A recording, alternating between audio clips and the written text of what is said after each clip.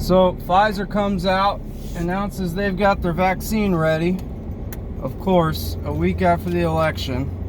They say it's got a 90% effective rate. And of course, everybody but Trump will get credit for that vaccine, although he engaged the private sector with Operation Warp Speed. He rolled back all the regulations, all the red tape, so the medical companies could just get to work and wouldn't have to worry about the government interfering with all the regulations on the vaccine. So it gets ready a week after Trump, quote unquote, loses the election.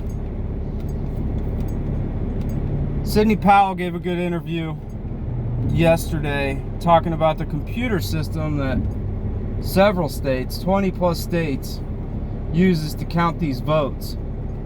And there was a glitch in Michigan, I believe. So they're going to investigate and see the impact that glitch had.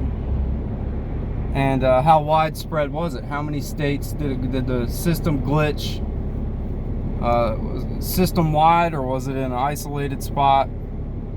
I just hope they can drum up enough evidence to overturn some of these votes. Maybe get certainly a recount, but I don't know, a revote. What happens if they throw these votes out? They're illegitimate. So we'll see. It's not over yet. Sidney Powell strikes me as a pretty sharp gal. She's Michael Flynn's attorney, and there's been some rumor of her replacing Christopher Wray at the FBI, which I think would be a great move. Christopher Wray has been a complete failure. He's a Chris Christie recommendation. Christie recommended him to Trump, and he's just deep state.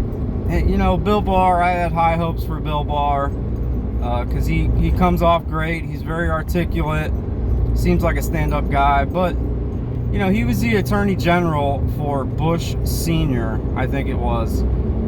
So, the ultimate neocon. So, turns out Bill Barr he's had his hand in the cookie jar for a long time, so I don't expect a bunch to come out of him. I'd like to see him replaced by Rudy Giuliani. I don't know if Giuliani's got it in him to do that for 4 years, but first thing we need to do is get Trump elected.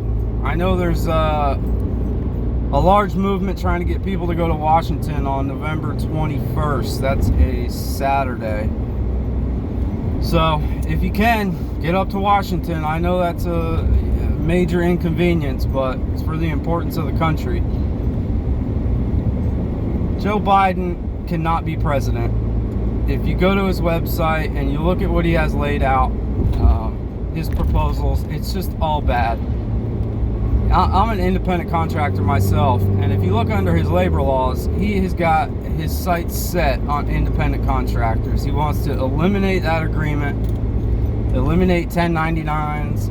Everybody ultimately is going to be an employee somewhere and a member of a union.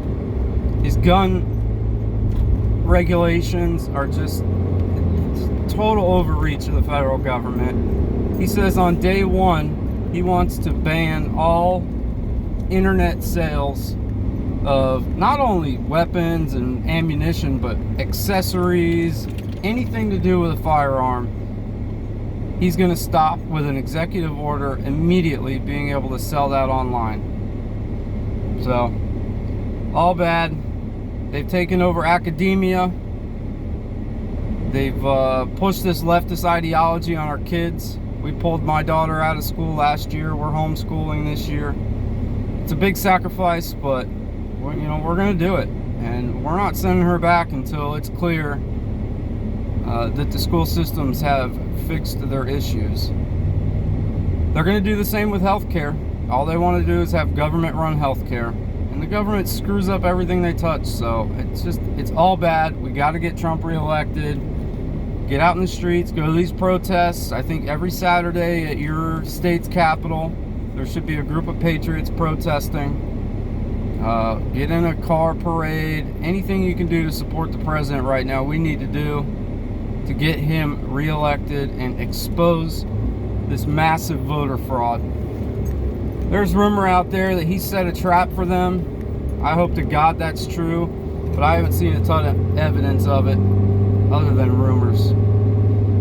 All right, we'll see what pops up here in the next few hours. Thanks, guys.